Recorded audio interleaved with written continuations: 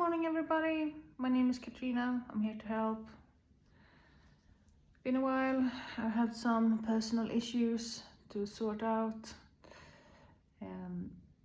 As you can see, I cut my hair.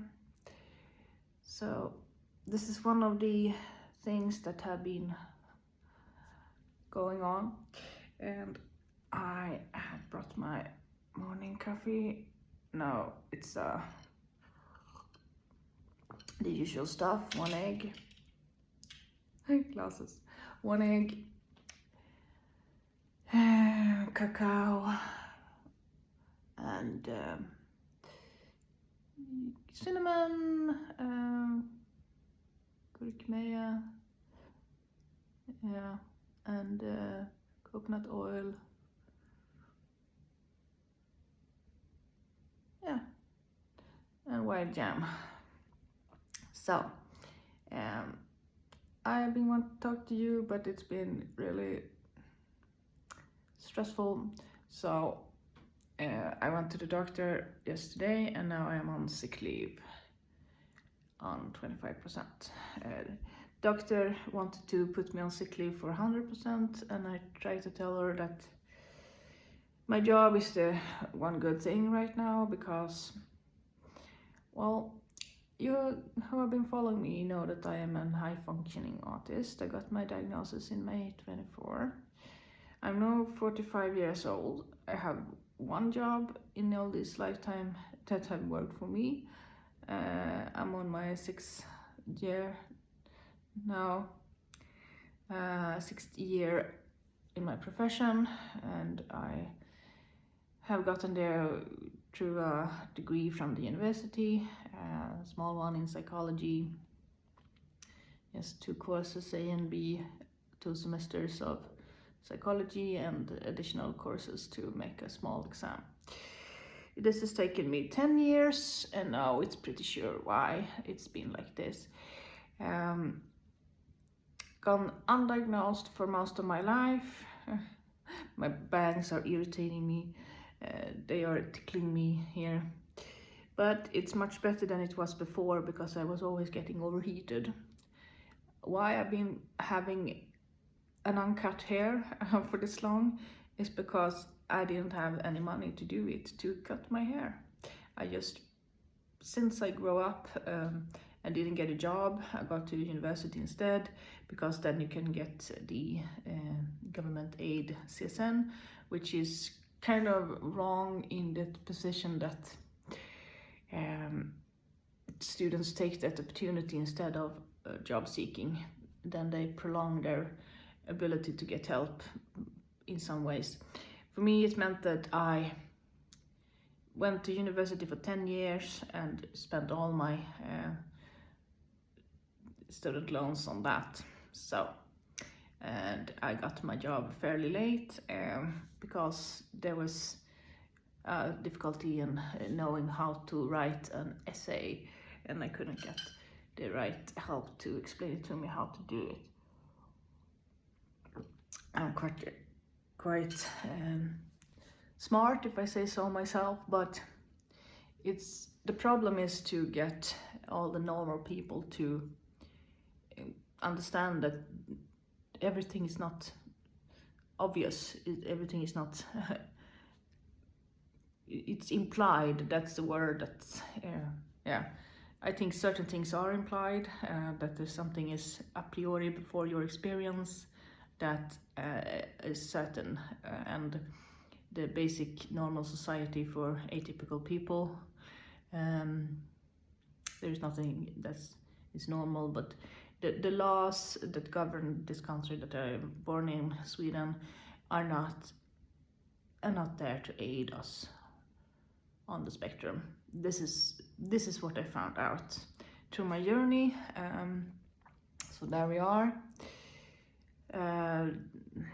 The end goal that I've been having through making these videos have been to help.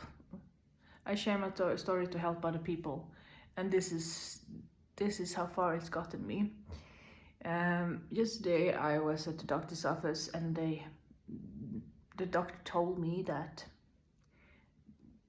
there is no help for you. You can basically get comfortable with pharmaceutical medicine. They can prescribe a lot of stuff, and that's basically it. You can get medicines to work full time or take a job that's less, but there is nothing that the government are helping with in the laws that you can get tested for that you work less than 100% because you're not able. I'm not able because of my brain capacity. It's not sustaining over the day. So that's the problem. And now the doctors at the doctor's office are trying to put together a course for me to psychology-wise get coping aids, help me to cope through working the whole day. I find this very, very strange in a society that says they're at the high tip of science. They say that we have very high educated people. We have the best, lot of stuff. Sorry, best a lot of stuff. I think it's kind of dusty in here. It's Saturday and I'm not planning to spend it cleaning, so yeah. I'm going to have some relaxation when we are done with this video, looking at my series, The Good Doctor. I like that. It's about an autistic doctor who will find solutions together with his team. Anyhow, so that's the update, that's the conclusion of this video series that has been going on for some time when I started the psychic evaluation and all that. So there we are. This is kind of heartbreaking for me because my family and I have been in generations living in Sweden, and we have had this,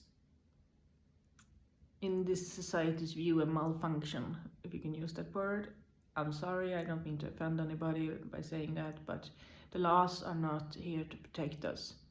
Our tax money is going to other stuff. And I am meant to work full time, get exhausted, get basically brain damaged, and then maybe not survive to pension, to retire. That's my conclusion. I have tried going to the Försäkringskassan to get this evaluation about how much I can work, and they are measuring something totally different than I am asking them to, and I think that's just part of the system, that this is supposed to be like this. The doctor told me there is no way forward, there is nothing, nobody gets this help from the government. Perhaps if you're terminally ill by cancer, that's what he basically told me, and that I shouldn't go knocking down doors anymore because the laws are not on my side. And this is the first doctor who's told me this in all the years that I've been seeking help. If they told me this in the beginning, I could have saved myself a lot of trouble, a lot of heartache, a lot of anxiety, and a lot of brain damage. That's my view. I have no scientific proof of this. This is just how I feel. According to me, perhaps this information can help somebody else out there, and try to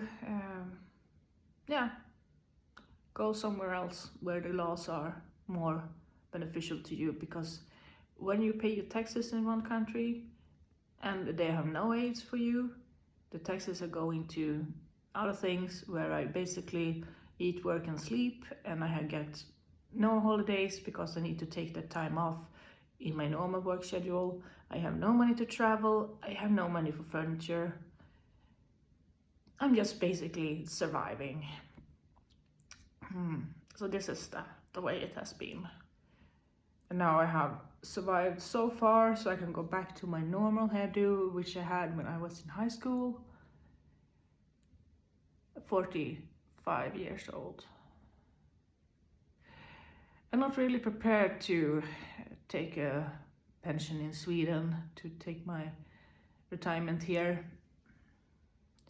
because that will set me up on the lowest level of pension,